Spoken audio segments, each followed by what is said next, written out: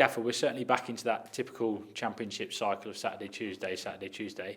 How's the recovery been from the midweek game?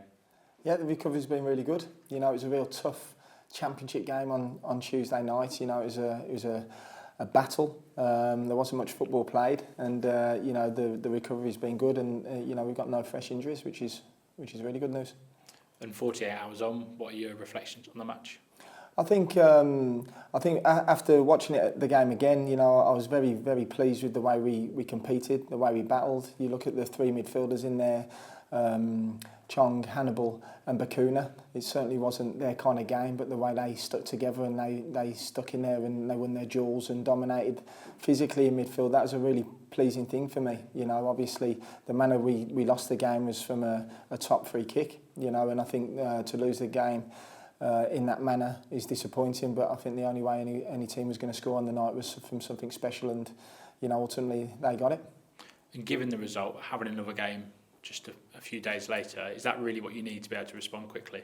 Of course it is, yeah. You know, we want a reaction. You know, obviously no one likes to lose. We've had two really positive results.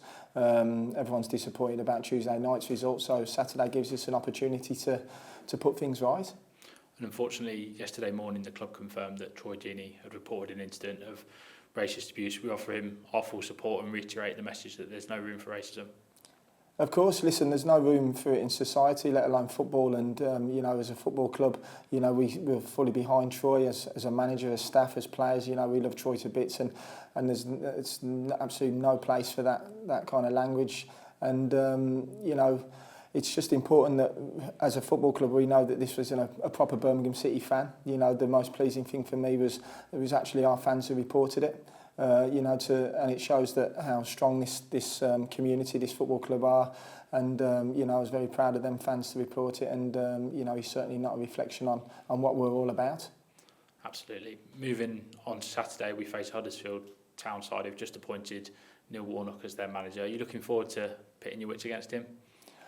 Yeah, listen, it's not about me against him. It's about Birmingham versus Huddersfield. Neil's an extremely good manager. You know, he's a legend in the game. He knows his stuff, so we know it's going to be a really difficult game. No matter who's in charge of Huddersfield on Saturday, we know it's going to be a difficult task ahead, but one that we're prepared properly for and we're looking forward to. And they were very successful last season, less so this campaign. What sort of test can we expect?